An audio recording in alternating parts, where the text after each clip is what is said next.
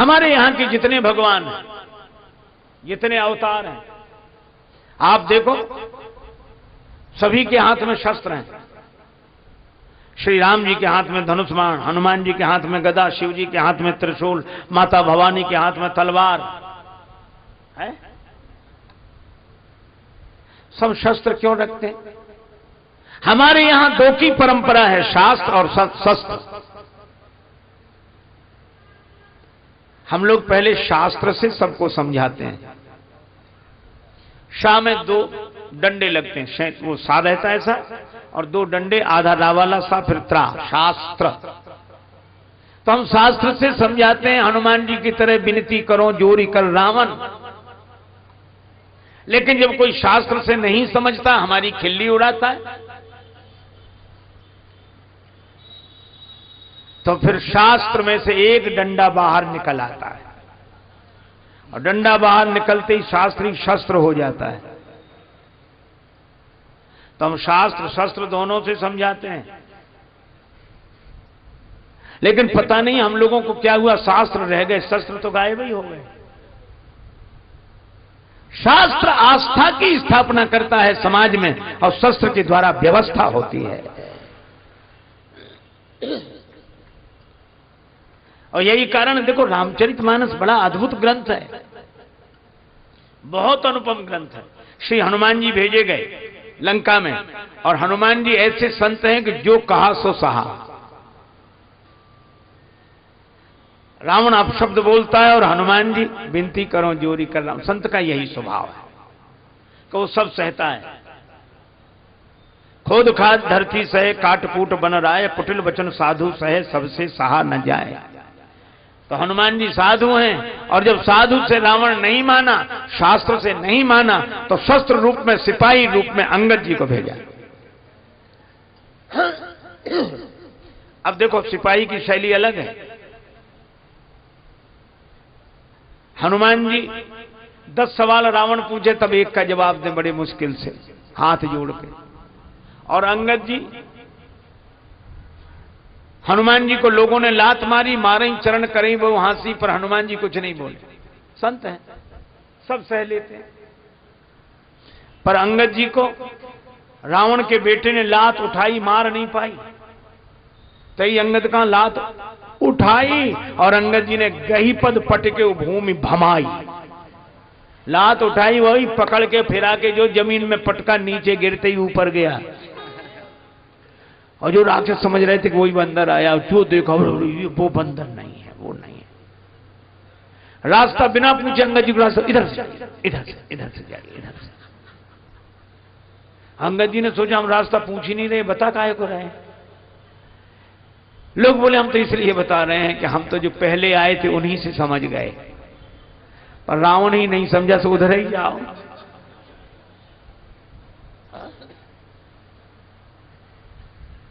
और उधर इसलिए भेज रहे कि हम तो बच्चे हैं, तुम ही जाओ उधर। और रावण की तो आदत, क्या बोला, कह लंकेश कवनते बंदर, वो ऐसे ही बोलता। हनुमान जी से भी ऐसे ही बोल रहा था, कह लंकेश कवनते कीशा। अंगद जी से बोला, कह लंकेश कवनते बंदर, अरे बंदर कौन है रे तू। तो हनुमान जी ने तो हाथ जोड़कर कहा कि मैं राम जी का दूत हूं। परवाह रे अंगद जी।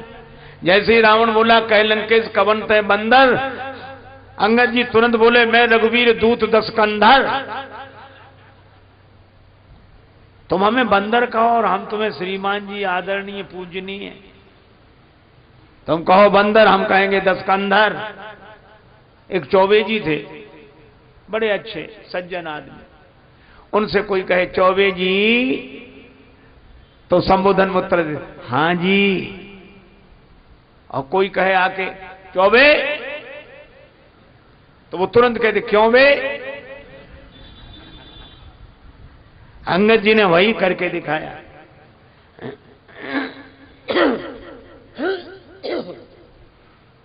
जिस रावण की सभी स्तुति करते हैं, मैं प्रसंग नहीं कह रहा हूं, केवल एक बात कह रहा हूं। हनुमान जी ने भी कहा था रामचरण पंकज उर्धरो, हनुमान जी की शैली अलग है। और अंगद जी ने कहा कि मेरा चरण कोई हिला दे, कोई जब नहीं हिला पाया, बोले रावण तुम ही बचे हो। रावण आया, जैसे ही चरण उठाने की झुका, अंगद जी ने तुरंत पांव हटा लिया, बोले भाई ऐसे ही झुको लेकिन चरण राम जी का पकड़ो। हम अपना चरण नहीं पकड़ाना चाहते, झुकना सिखाना जानते हैं, राम जी के चरण पकड़ो। यह है हमारा भारतवर्ष। लक्ष्मण जी ने यही कहा कि कोई कुछ करता रहे, कोई कुछ बकता रहे, आप चुपचाप बैठे रहो। तो लक्ष्मण जी हैं युद्ध के पक्ष में, ताकि इन आतताइयों को सजा मिले, और राम जी कहते युद्ध का परिणाम बुरा मत करो। अच्छा, हमारे सामने भी यही समस्या है, युद्ध करें न करें, एक मत राम जी का है, एक मत लक्ष्मण जी का है। लेकिन राम जी ने कहा चिंता मत करो, युद्ध की जरूरत नहीं है, शांति हो जाएगी। कहा कैसे होगी शांति? इसीलिए आप वर्णन पढ़ते हैं, परशुराम जी तब मिले जब राम जी की बारात लौटकर अयोध्या जा रही थी। पर तुलसीदास जी ने सोचा जंगल में मोर नाचा किसने देखा, परशुराम जी तो यहां आने चाहिए। ते अवसर सुनी सेव धनु भंगा,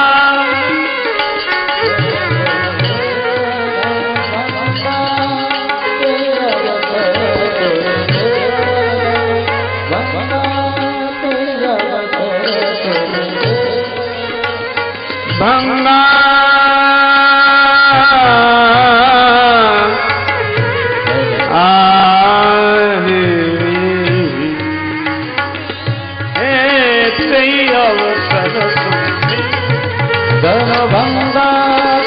अवसर सुनि भंगा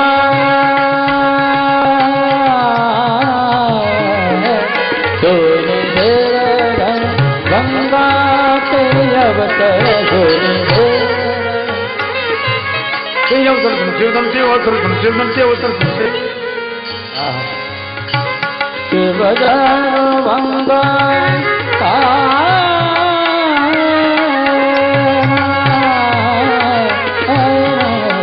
ते अवसर सुनि भंगा भंगा शिवधनु भंगा आयो रघुकुल कमल पतन, ते अवसर सुन शिवधनु सुन शिवधनु सुन।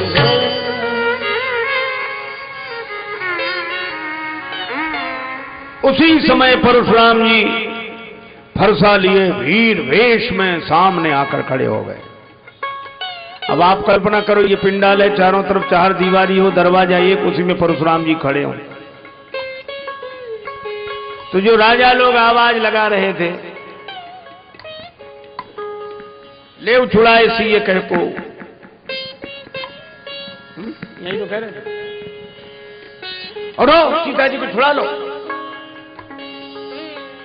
अब जो हाथ ऊपर उठाए थे बोल रहा था, और जो उसने परशुराम जी को देखा, हाथ ऊपर का ऊपर, मुंह बंद न हो। बगल वाले ने कहा क्या हुआ, हिम्मत से बोलो, हम तो साथ में, बोलो बोलो। अब वो बोले क्या, उधर ही देखा। अब बगल वाले ने देखा, जो देखा परशुराम, भगवान परशुराम। क्रोध में लगते, प्रणाम करने कौन जाए, जो जाए वही मरेगा, नहीं जाओगे तो और जल्दी मरोगे। तो जो जहां थे वहीं से सिर रख रख के पितु समेत ले ले निज नामू, लगे करन सब दंड प्रणाम। और परशुराम जी जिसकी ओर गौर से देखें कि इसे पहले भी कहीं देखा है, वो समझता था कि बस हमारी उम्र के दिन पूरे हो गए। यही सुभाए चित वही हित जानी,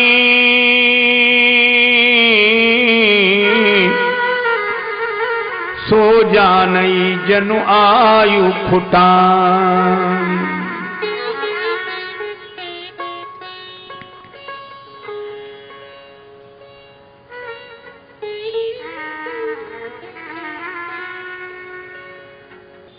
जनक जी ने आकर प्रणाम किया, सीता जी से प्रणाम कराया, विश्वामित्र जी आए, राम जी लक्ष्मण जी को बाद में बुलाया, पहले नहीं। विश्वामित्र जी को गले से लगा लिया परशुराम जी ने, और परशुराम जी के दोनों हाथ विश्वामित्र अपने बगल में दबा लिए। और उसी समय बोले, राम चलो प्रणाम करो, लक्ष्मण प्रणाम करो। मतलब ये था कि जब तक हम इनके फरसे वाला हाथ दबाए तब तक कर लो प्रणाम, नहीं ऐसे प्रणाम करने कोई कह देगा यही फरसा उठ जाए तो संभाले कौन। राम जी लक्ष्मण जी ने प्रणाम किया, आशीर्वाद दिया। अरे भाई बड़े सुंदर है, कौन है, इतनी जल्दी परिचय दिया, राम लखन दशरथ के ढोटा। आशीर्वाद ठीक ठीक। अब जनक जी से पूछा ये भीड़ कैसी इकट्ठी है। जनक जी ने कहा बेटी का विवाह धनुर्भंग की प्रतिज्ञा की थी, धनुर्भंग की प्रतिज्ञा की थी। परशुराम जी ने पूछा क्या धनुष टूट गया? पलटकर देखा धनुष के दो टुकड़े।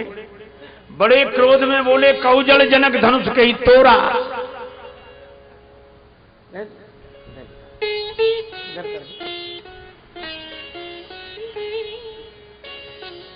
अब जनक जी डर के मारे उत्तर नहीं दे रहे हैं। अच्छा देखो, एक अति दूसरी अति को जन्म देती है, क्रोध में आती है, अति से बोले वचन कठोरा, तो जनक जी के डर में भी अति डर उत्तर देत नृपना ही, अति डर।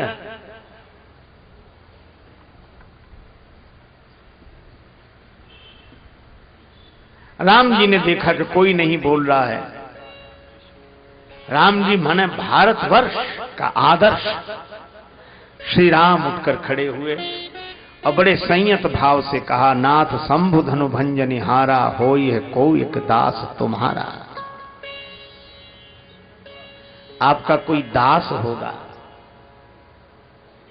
परशुराम जी बोले, दास वो होता जो सेवा करे, सेवक सो जो करे सेवका, ये सेवा का काम है।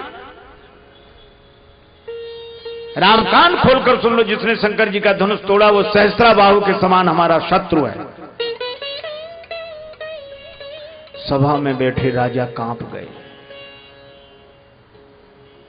जब परशुराम जी ने फरसा दिखाया, सहस्त्र बाहु के समान हमारा शत्रु है,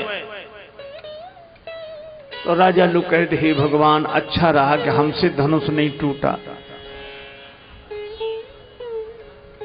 न अगर धनुष हमसे टूट जाता तो इनसे कौन सुलझता। भगवान जो करते अच्छा करते, न तकदीर आजमाने तो हम भी गए थे।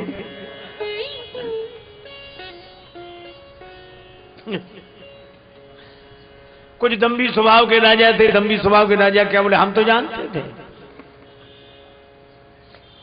हम जानते थे, हम पहले से पता था। धनुष तोड़ने के बाद यही नौबत आएगी, इसलिए हमने जानबूझ के धनुष नहीं तोड़। नन्हे से राजकुमार राम जी धनुष तोड़ सकते, क्या हम नहीं तोड़ सकते? पर ये हमारी दूरदर्शिता है। कुछ लोग ऐसे भी दूरदर्शी होते हैं।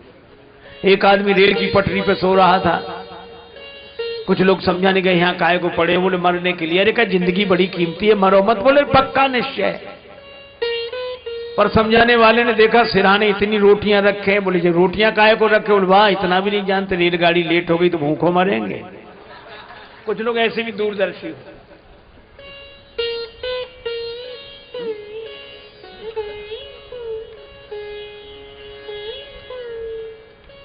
भगवान ने परशुराम जी के मन में प्रेरणा की कि इनका इलाज और हो जाए। तब तक परशुराम जी बोले, सो बिलगाई बिहाई समाजा, न तुम्हारे जई हैं सब राजा। वह समाज छोड़कर अलग हो जाए या समाज उसे अलग कर दे, नहीं तो जितने राजा हम सबको मार डाला। और राजा लोग लगे कांपने के, भगवान धनुष का धनुष नहीं टूटा, मरे और जा रहे हैं। धनुष तोड़ के ही मरते तो नाम होता कि साहब धनुष तोड़ के मरे। एक राजा ने कहा, हमने तो पहले ही कही थी कि घर चलो। जनक जी ने भी कहा था, तजवाथ निज निज गृह जाहु। तुम ही बैठे रहे कि तमाशा देख लो। अब देखो तमाशा। लक्ष्मण जी से नहीं रहा गया। वे सोचने लगे, गुरुजी अच्छे देश में ले आए, यहां एक ही समस्या रहती, धनुष। थोड़ी देर पहले एक महापुरुष नाराज हो रहे थे, क्यों नहीं टूटता, किसी से नहीं टूटता जनक जी। और टूट गया तो दूसरे इसलिए नाराज, क्यों टूट गया, किसने तोड़ दिया। लक्ष्मण जी प्रभु से बोले कि बुरा ना मानो तो इन बाबा जी से दो दो बात हम कर लें। बोले तुम क्यों करोगे? बोले जो जिस भाषा का जानकार हो उससे उसी भाषा में बात करने में सुविधा रहती है। आपकी भाषा ये समझ नहीं सकते, इनकी भाषा आप बोल नहीं सकते, इनकी भाषा के विशेषज्ञ तो हम हैं। अंग्रेजी जानने वाले से अंग्रेजी में, हिंदी जानने वाले से हिंदी में, उर्दू जानने वाले से उर्दू में, जो जिस भाषा का जानकार हो। अब जानकारी हो ना, शब्द ही शब्द याद हो। कुछ लोगों को ऐसे ही शब्द याद होते हैं। एक आदमी को अंग्रेजी के 3-4 अक्षर याद हो गए, अर्थ पता ही नहीं था, वो 3-4 शब्द ही बोलता था बस। Yes, no, very good, thank you. और जब निकले कोई मिले क्रम से बोलते यस, फिर कहता no, very good, thank you. लोग हंसते थे, उसे खुद पता नहीं था इनका मतलब क्या है। एक बार रेल में जा रहा था, किसी की अटैची चोरी हो गई, तो किसी ने कहा कि भाई साहब आपने हमारी अटैची देखी है? उसे अंग्रेजी बोलने का मौका मिला। अटैची देखी है? बोले यस। तो बोले प्लीज दे दीजिए। तो दूसरा अक्षर बोला नो। उसने डांटा कि हमारी एक अटैची का देने ना, क्यों नहीं जा? सो बोला वेरी गुड। सो उसको लगी कि सब पगला, 2-4 थप्पड़ लगाए और उसे लगा आखिरी सब तो बोल ही थे। तो बोला थैंक यू। अरे शब्दों का अर्थ तो पता हो। तो लक्ष्मण जी ने कहा कि इनकी भाषा में हम इन्हें समझा दें। भगवान मौन रहे, मौनम स्वीकृति लक्षण में। लक्ष्मण जी गए, बोले बाबा जी नाराज क्यों हो? क्यों नाराज हो? परशुराम जी बोले ये धनुष टूट गया। अच्छा धनुष टूट गया तो आप क्यों टूटे जा रहे हो? आप कोई धनुष हो? कितनी बढ़िया बात है। क्या आप धनुष हो? बोले नहीं हम तो धनुष नहीं। बोले फिर क्यों टूट रहे हो? अच्छा चलो आप धनुष नहीं हो, आपका धनुष है? नहीं हमारा नहीं। किसका है? हमारे गुरु भगवान शंकर का। तो शंकर जी ने मना किया था किसी मत तोड़ो। उन्होंने तो जनक जी को दिया था, उन्होंने तोड़वा दिया। ना आपका धनुष है ना आपको दिया गया, आप बीच में काहे को दुखी हो? परशुराम जी मन में सोचने लगे कि बच्चा बात तो ठीक कह रहा है, हम क्यों दुखी हैं? आपको कई लोग ऐसे मिलेंगे जो कहते महाराज हम बहुत परेशान हैं, हम बहुत परेशान हैं। उनसे पूछो क्यों परेशान हो? कहते हमें खुद समझ में नहीं आता कि हम क्यों परेशान हैं। अच्छा बोलो समझ में आ जाए तो परेशानी आधी कम हो जाएगी कि नहीं?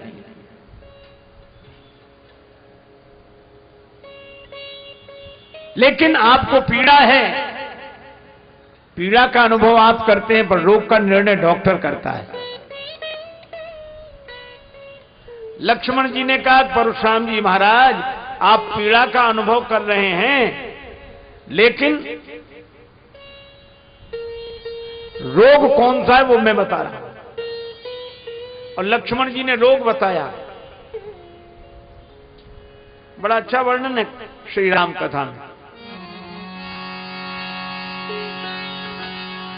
यही धनु पर ममता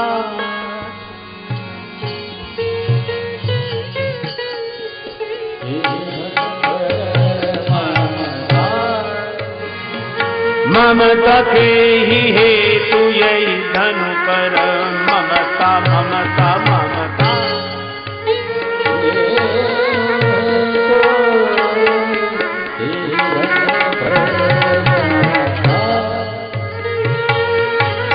सुन रिसाई कह भृगुकुल के तू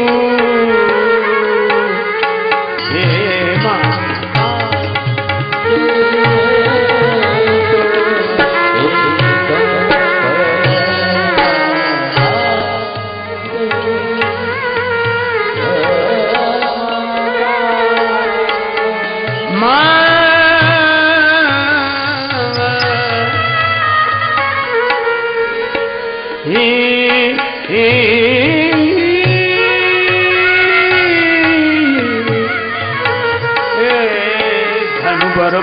धनु पर ममता, धनु पर ममता। इस धनुष से आपकी ममता है और महाराज ये ममता पर चोट लगी है, ये ममता आपको दुखी कर रही है। अच्छा देखो कितनी बढ़िया बात है, हम लोग अगर अपने जीवन की ओर देखें, किसी का मरना हमें दुखी नहीं करता। हम लोग सवेरे सवेरे अखबार पढ़ रहे होते हैं, नाश्ता कर रहे होते हैं, चाय ले रहे होते हैं, नमकीन, बिस्कुट, लड्डू,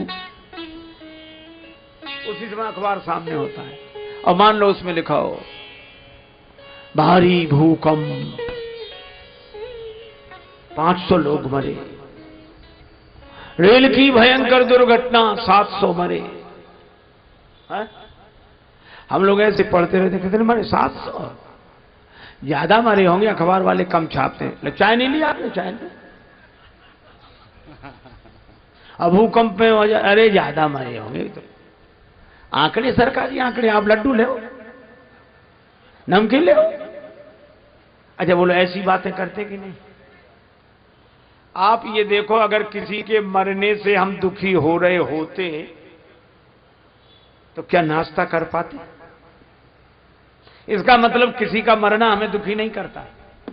और मान लो अपना ही कोई खास बीमार हो जाए, अस्पताल में भर्ती, रो रहे, अरे कहा कि अब तो डॉक्टरों ने कंट्रोल कर लिया, आपने कल से कुछ पानी भी नहीं पिया है, कुछ तो रोने लगते। जब तक वो स्वस्थ ना हो जाए हम तो पानी भी नहीं पिए।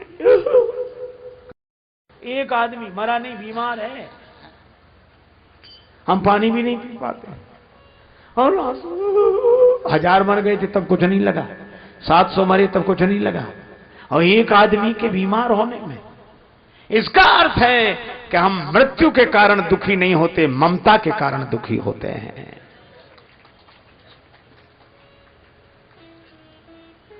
हजारों मर गए हों, कोई अंतर नहीं पड़ता। एक अपने साथ खास रहने वाला, संगत करने वाला,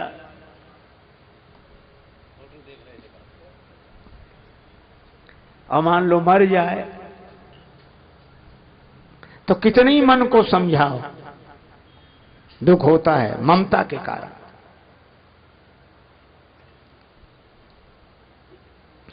लक्ष्मण जी ने कहा तुम्हारी इस धनुष से ममता है, ममता न होती तो ये दुख नहीं होता। और रामचरितमानस में कहा ममता दाद, ये दाद का रोग बड़ा खराब होता है महाराज, जिन्हें होती है वही जानते हैं। दाद जब देखो तो खुजली,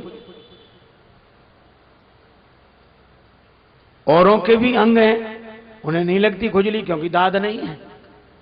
इसी तरह ममता की दाद जिसके मन में होती है उसी को वासना की खुजली लगती है। अब बात तो लक्ष्मण जी ने सही कही, ममता, लेकिन केवल ममता होती तो दूर हो जाती। अहमता, छोटा बच्चा हमें समझा रहा है। एक वृद्ध से व्यक्ति ने कहा, बच्चे ने, कि भगवान का भजन करो। तो वृद्ध क्या बोला, कलयुग आ गया है, कौन कलि के गुण गावे रे, छोकरा ज्ञान सिखावे रे। बेटे ने कहा कानों से भगवान की कथा सुनो, इन कानन से सुनो अब कृष्ण कथा दिन रात। वृद्ध क्या बोला, जो सुनतो तो गांव में छिपके, सबकी सुनतो बात, बने बहरा पछतावे रे। कथा सुनो, बोले अगर सुनाई पड़ता तो गांव भर की बातें ना सुनते।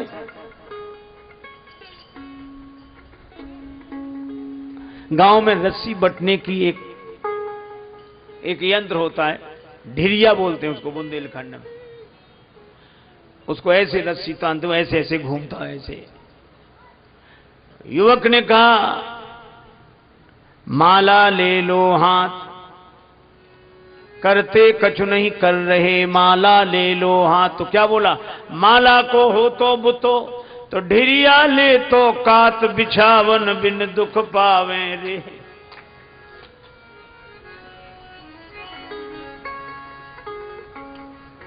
इन नैनन सूझे नहीं करो राम का ध्यान।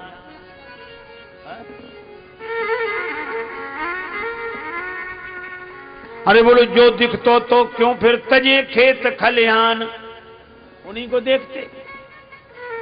कलयुग आ गया। परशुराम जी को लक्ष्मण जी ने समझाया, कहने कल का छोकरा हमें समझा रहा है, रे बालक काल बस। ये अहमता है, ममता का रोग है, लेकिन अहमता उस पर उसके साथ है। बोले क्यों रे, शिव धनुष तुम्हारी छोटी बालकों की खेलने वाली धनु ही के समान।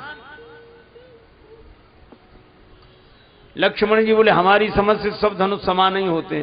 क्यों? बोले कोई धनुष वरदान नहीं लेता, सब प्राण ही लेते हैं। लखन कहा हंस हमरे जाना, सुनो देव सब धनुष समाना। अब जो सुना, परशुराम जी बोले डरता नहीं। तो फरसे की तरफ बोले, चितय परस की ओरा रेसट सुने उस स्वभाव न मोरा भी।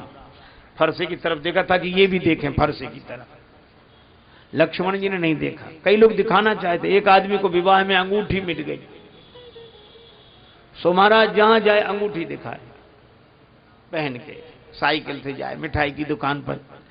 और ये और भैया सब आराम है, ठीक है, कुशलता है, और भाई साहब ठीक है, और ठीक। लोग बड़े कोई एक दिन गया मिठाई खरीदने, चौबे जी की दुकान थी। चौबे जी धोती पहरे, ऊपर से चादर ओढ़े बैठे। अब आया, अच्छा ये जलेबियां कैसी थी, ये इमरती, ये पेड़ा, ये लड्डू, ये। चौबे जी ने देखा कि अंगूठी दिखा रहा है। तो चौबे जी एक 5 तोले का बाजूबंद बांधे थे। तो उन्होंने अपना चद्दर हटाया और ऐसे दिखा के बोले सभी एक भाव है, ले जाओ जो ले जाओ।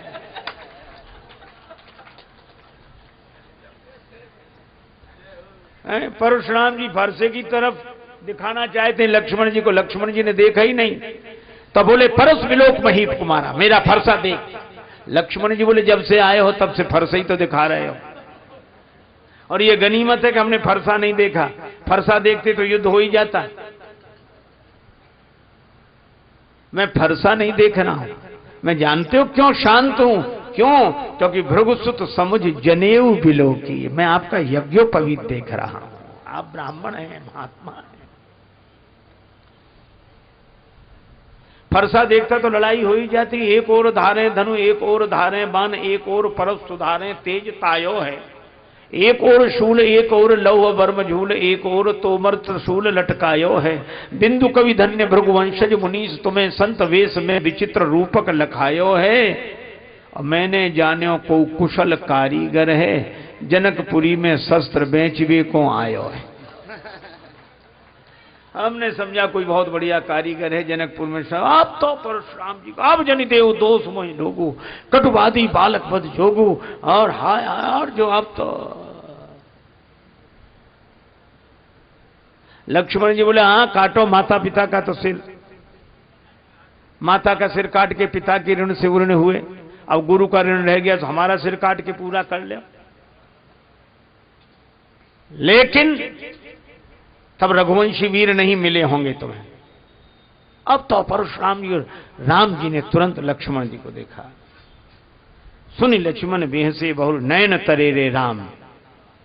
राम लेकिन धन्य है लक्ष्मण जी जैसा कोई नहीं है।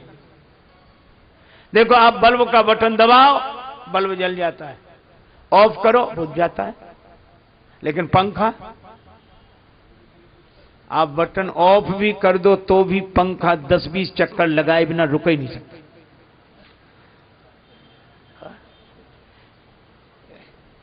दोनों का बटन आपके हाथ में। अच्छा कभी कभी ये चलता भी नहीं है पंखा, चाहे जितना बटन ऑन करो। लोग करते ना बटन देखते हैं ऊपर, चल ही नहीं रहा। रेलगाड़ियों में अक्सर होता था 3 टायर में जब हम लोग चलते थे, महाराज हम लोग एक बार 3 टायर में जा रहे थे, एक आदमी आया, तो हम तो ऐसे मुंडित थे उस समय, सो आके बोला महाराज प्रणाम, खुश रहो भैया, महाराज कंगा है।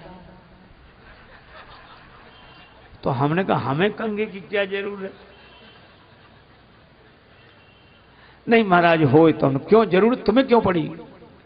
पंखा नहीं चल रहा, वो कंगा मिल जाए तब पंखे में ऐसे ऐसे करें, है कितनी कोशिश करके चलाना पड़ता अगर जाम हो पंखा। तो जो भक्त होते हैं उनका रिमोट भगवान के हाथ में, बंद करें तो बंद, शुरू करें तो शुरू, वो भक्त हैं। और अभिमानी वो बंद करने पर भी अहंकार के कारण चक्कर में पड़े बिना माने नहीं। बल्ब बंद होता है, पंखे को बंद होना पड़ता है। एक जगह हम लोग कीर्तन कर रहे थे, सीताराम सीताराम सीताराम कहिए, जाही विधि राखे राम ताही विधि रहिए, यही कह रहे हैं। एक आदमी बड़े जाही विधि राम, अरे उनका अच्छी तरह कीर्तन करो, जाही रहिए। सो बोला रहिए क्या, रहना ही पड़ेगा और कर भी क्या सकते हैं। जब रहना ही पड़ेगा तो मजे से रह लो। लक्ष्मण जी को राम जी ने नेत्र दिखाए, लक्ष्मण जी तुरंत बैठ गए। मान लो 2 में झगड़ा हो रहा, आप एक को रोको, रहने दो, अरे तुम रहने दो, अरे नहीं साहब कैसे रहने दें, आप हाथ जोड़ रहे हैं, लेकिन गलती। मैंने एक घटना आंखों देखी, आंखों। एक जगह संगीत का कार्यक्रम था, उसके पहले हमारे द्वारा कथा हुई, और शास्त्रीय संगीत के बड़े मर्मज्ञ व्यक्ति, बहुत बड़े विद्वान, तानपुरा से गाते थे। हमें शुरू से ही उत्सुकता रही, तो हम लोग ऐसे बैठ गए। उन्होंने गाना शुरू किया, वाह वाह हुई रात को 12 बज रहे, क्या बात क्या बात, इतना बढ़िया गाया। और गाने के बाद बोले चाय, बोले अच्छा भी आती चाय बन। पता नहीं किस मिजाज में थे, बोले अभी तक आई नहीं चाय। हाँ आ रही। फिर क्या बोले, जिसके यहां ठहरे थे उसी से, तुम्हारे यहां जब से आए हैं कोई व्यवस्था ही नहीं। अब उसको भला बुरा वो ऐसी बातें करने लगी जैसे कभी जानते ही ना हो, सबके बीच में, गांव भर शहर भर सुन रहा है। तो उनको भी खराब लगा जिनके, तो उन्होंने कहा कि नहीं आप ये गलत कह रहे हैं, चाय में देर अभी आ रही है आप। बोले नहीं नहीं नहीं, तो उन्होंने कहा कि नहीं ये बात गलत है। तो उनके गुरु बैठे थे वहीं, तो गुरु ने धीरे से कहा कि तुम चुप रहो। उनसे कहा कि तुम चुप रहो, तो तुरंत बोले तुम चुप रहो। तो उन्होंने कहा नहीं सर ये गलत बोल रहे हैं। मैंने खुद सुना, गुरुजी ने केवल एक बात कही, नहीं और सर एक साथ,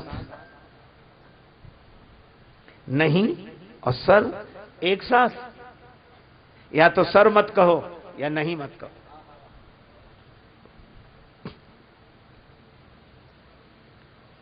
तुरंत चुप हो गए। लक्ष्मण जी के साथ यही है, नहीं सर एक साथ नहीं, और क्रोध में भिड़ रहे हैं, कोई मना कराए कैसे, और कई बार अगर पकड़ो भी तो आदमी ज्यादा ताकत लगाता, छोड़ दो तो उतनी नहीं लगाएगा, और आज इसे छोड़ूंगा नहीं, और अब तुम छोड़ दो, और तुम छोड़ दो नहीं तो तुम्हें नहीं छोड़ूंगा। लक्ष्मण जी नयन तरेरे राम, तुरंत जैसे कोई क्रोध ही ना हो। गुरु समीप गवने सकुज परिहर बानी बाम, यह है मर्यादा। राम जी ने हाथ जोड़े, महाराज आप क्रोध शांत करें। परशुराम जी बोले कैसे क्रोध शांत होगा, राम तोर भ्राता बड़ पापी, अगर ये फरसा नहीं चला तो। बोले अगर फरसा चलने से ही क्रोध शांत होता हो तो मेरा सिर झुका है, चलाइए फरसा। कर कुठार आगे यह शीशा। अब परशुराम जी ने फरसा उठाया तो फरसा चले ही नहीं। कैसे चले फरसा, हाथ चले तब तो फरसा चले। अच्छा, हम लोग कितने खुश होते हैं, कई बार कहते उनकी चिंता मत करो, वो तो हमारे हाथ में। अक्सर लोग कहते भैया उनको देख लेना, वो अरे हमारे हाथ में, वो हमारे हाथ में। हम लोग बहुत खुश होते हैं हमारे हाथ में, लेकिन हमारे हाथ में ठीक है, आपके हाथ में भगवान करे सब कुछ रहे, लेकिन ये बताओ आपका हाथ आपके हाथ में है? एक आदमी से किसी ने कहा कि दान दो, बड़ा सत्संग हो रहा है, बड़ा कार्यक्रम हो रहा है, महाराज का आश्रम बन रहा है और वृंदावन दो। सो बोले अब सब दे रहे हैं, हमारा देना कोई जरूरी है? अच्छा, सब ऐसे ही सोचने लगे तो? अरे कहा कि नहीं नहीं, अपना अपना दान दिया अच्छा रहता है, दो। सो बोला अभी कौन मर रहे हैं जो दें? ये एक नया तर्क है, क्योंकि मरते ही समय दान दिया जाता है। तो उस समय के लिए काहे को बैठे हो? बोले इसलिए कि ताजा ताजा दान भगवान को भी याद रहेगा, इधर दिया उधर पहुंचे। अभी से दान दे दो, फाइल गड़बड़ा जाए, इधर का उधर हो जाए, हिसाब किताब ही ना रहे। लोग हंसते थे, तो मरते समय तुम्हारे पास होगा, अरे चिंता में, इतना तो हमने अपने हाथ में कर रखा है। हम किसी के भरोसे नहीं रहते, अपने हाथ में। बुढ़ापा आया, अरे अभी कौन मर रहे हैं? और उस आदमी ने सामने वाली दीवार में गड्ढा करा के धन उसमें रख दिया, सीमेंटेड करा दिया कि जब दान दे रहा हूं निकलवा के करा देंगे, हमारे हाथ में। पर भगवान की लीला, एक दिन वो ऐसा बीमार हुआ कि मुंह से बोल ना पावे, हाथ से लिख ना पावे, मुंह से बोल ना पावे। अब मित्रों ने कहा कि तुम्हारी ये दशा देखकर हमें बड़ा दुख होता है, लेकिन तुम कहते थे तुम्हारे हाथ में वो धन, बताओ कहां है? सो हाथ उठावे दीवाल की तरफ। मित्र कुछ समझ ना पावे। उसके बेटों को पता था, बेटे बड़े घाघ थे, उन्होंने सोचा बाप तो जा ही रहा है, धन और जाएगा। तो जब बेटों से पूछते कि पिताजी दीवाल की तरफ इशारा क्या करते हैं, बेटे बोले पिताजी कहते हैं कि देने के लिए धन बचा कहां, जो था सब इसमें लग गया, इसमें लग गया, इसमें। बोलो, हाथ में तो है लेकिन हाथ में नहीं है। घड़ी सबके हाथ में, पर घड़ी किसी के हाथ में नहीं है। घड़ी सबके हाथ में है, पर घड़ी किसी के हाथ में नहीं। एक महात्मा कहते थे, घड़ी घड़ी चली है घड़ी कहती यही विनीत, मूर्ख तेरे जन्म की एक घड़ी गई बीत। घड़ी किसी के हाथ में नहीं है। अच्छा बोलो किस घड़ी क्या हो जाए, है हाथ में? और हम समझते कि घड़ी हमारे हाथ में है, और अगर ध्यान से देखो तो हमने घड़ी को नहीं बांध रखा है, घड़ी ने हमारा हाथ बांध रखा है। अब बोलो फरसा तो तब चले जब हाथ में फरसा, मेरे हाथ में फरसा तो हाथ तो चले। अच्छा देखो, हमारी दो तरह की स्थितियां हैं। एक वो है जो हमारे हाथ में, एक वो है जो हमारे हाथ में है, और एक वे हैं जिनके हाथ में हमारा हाथ है। और हमारे हाथ में जो है उधर जब हम देखते हैं तो मन अभिमान से भर जाता है, और हमारा हाथ जिसके हाथ में है उसका ध्यान करते हैं तो मन भगवान से भर जाता है। परशुराम जी का हाथ न चले,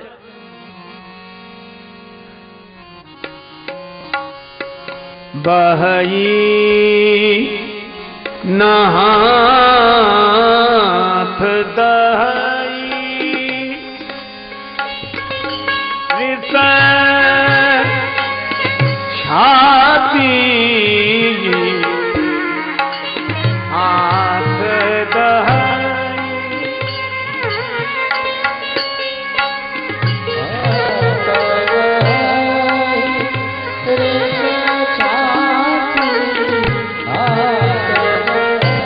दहई रिस बहई नाथ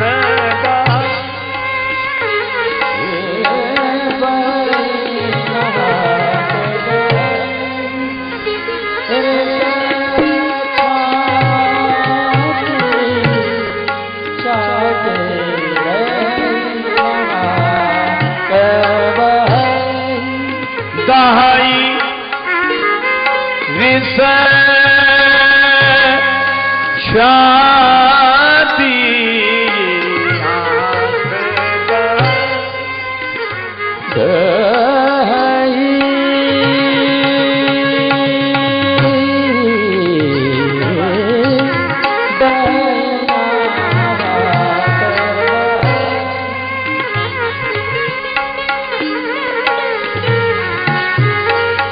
बाईनाथ दाई रित छाती बाईनाथ दाई रित छाती बाईनाथ। हाथ नहीं चलता, छाती जल रही है। ये हाथ की ताकत कहां चली गई? अरे इस हाथ में ताकत आई कहां से थी? भगवान से। तो भगवान सामने ही तो नहीं है। तब उन्हें लगा राम रमापति कर धनु लेहू, राम रमापति कर धन लेहू, है चहु मोर मिटे संदेहू, है चहु मोर मिटे संदेहू, है चहु मोर मिटे संदेहू।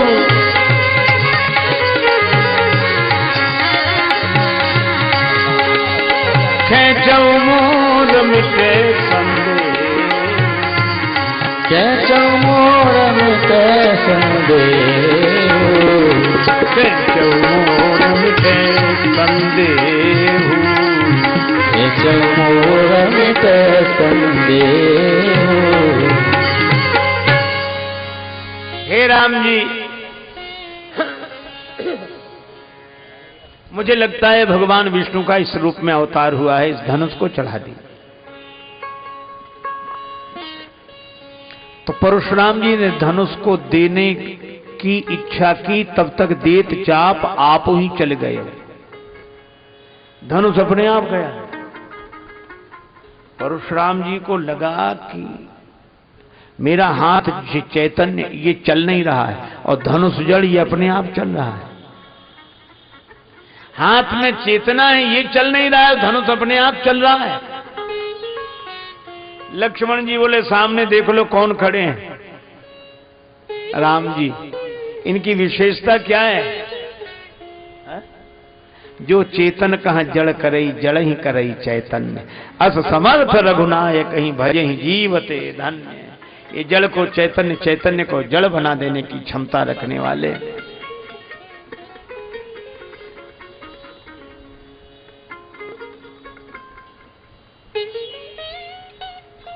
परशुराम जी चौंके, पर उन्होंने धनुष से कहा कि राम जी हाथ नहीं बढ़ा रहे, तुम क्यों जा रहे? धनुष बोला हमें राम जी की जरूरत है इसलिए जा रहे हैं, राम जी को हमारी जरूरत नहीं। अरे वो तो ठीक है लेकिन थोड़ी अकड़ तो दिखाओ, राम जी हाथ नहीं बढ़ा रहे तो अपने आप जा रहे हो। धनुष बोला ना बाबा, एक धनुष ने अकड़ दिखाई तो 2 टुकड़े हुए पड़े हैं। हम भी अकड़ दिखाएं, टुकड़े कराएं। लक्ष्मण जी राम जी से कहने लगे, जब परशुराम जी ने कहा इस धनुष को चढ़ाओ, लक्ष्मण जी बोले मेरी मानिए तो कछु विनती सुनाऊं नाथ, आप मुनिराज के समीप हो सिधारे ना। क्यों? एक धनुष के पास गए थे, उसका ही तो मुकदमा चल रहा है, अब तक फैसला नहीं हुआ है, और दूसरे धनुष के पास और जा रहे हैं। इसमें क्या गड़बड़ी होगी? इसमें तो परशुराम जी कह रहे हैं। बोले उसमें भी क्या गड़बड़ी थी? जनक जी खुद कह रहे थे। तो गड़बड़ी क्या हुई? बोले चाप गुरु को चढ़ो तो चेला जी पधारे, और चाप चेला को चढ़े तो कहूं गुरु जी पधारे ना। अभी तो परशुराम जी आगे मेरे गुरु का धनुष किसने तोड़ा, थोड़ी देर में शंकर जी मेरे चेले का धनुष किसने तोड़ा। ये तोड़ने ही तोड़ने की बात करोगे कि जोड़ने? राम जी मुस्कुराए।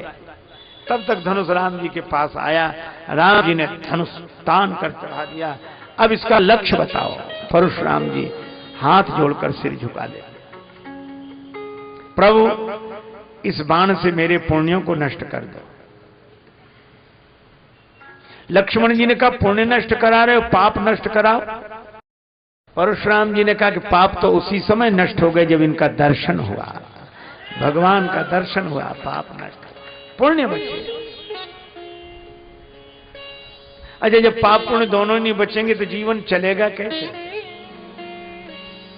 गति राम ही सो मति राम ही सो रहती राम सो राम ही को बलु है।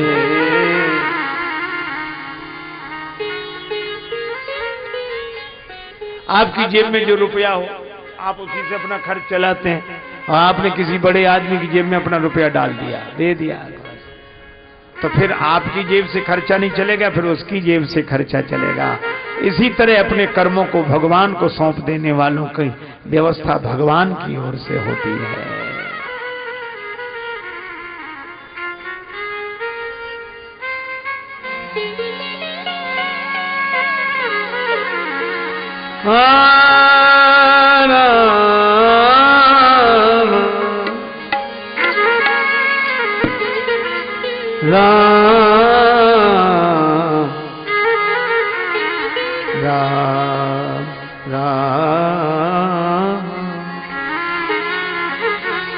राम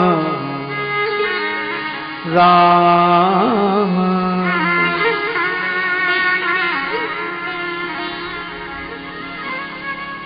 कही जय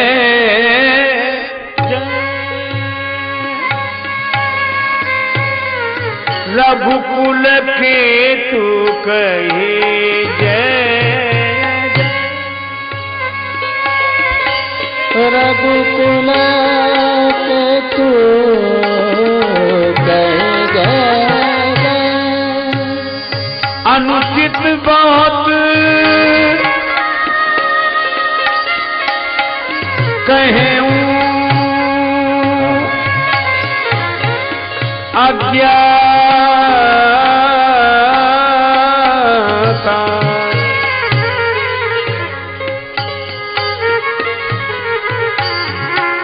क्षमहु क्षमा क्षमहु क्षमा क्षमहु क्षमा। मंदिर दो भ्राता क्षमा मंदिर दो भ्राता क्षमहु क्षमा क्षमहु क्षमा क्षमहु क्षमा।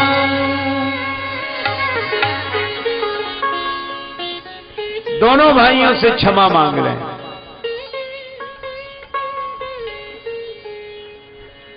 पर लक्ष्मण जी भी तो क्रोध में थे, इनसे काहे को क्षमा मांगे। देखो डाकू और डॉक्टर की एक राशि होती है, पर एक राशि होने से कोई मतलब नहीं है।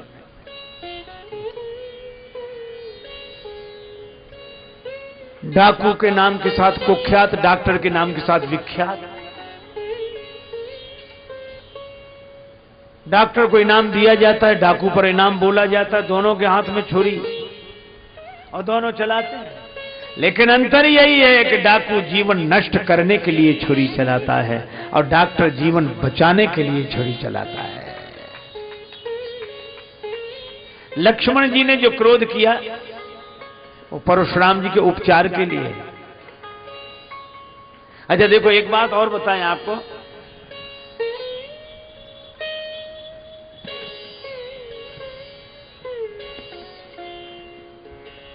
हिंसा और अहिंसा। बहुत बार हमारे जीवन में अहिंसा भी हिंसा के रूप में आती है। जैसे मां कहती ना कान पकड़ दो, निकल जा, मर जा, चला जा, ये हिंसा है, लेकिन भीतर से अहिंसा का भाव है। अध्यापक शिष्य को कहता पिटाई लगा के मार, ये अहिंसा का भाव है। लक्ष्मण जी बोल रहे हैं, भले ही कड़वा लग रहा है, लेकिन बोल रहे हैं। क्या लिखा है? बोलत लख नहीं, बोलत लख नहीं, जनक डिराही। लेकिन परशुराम जी बोल नहीं रहे हैं। क्या लिखा है? भृगुपति बकही कुठार उठाए। एक बोलता है, एक बकता है।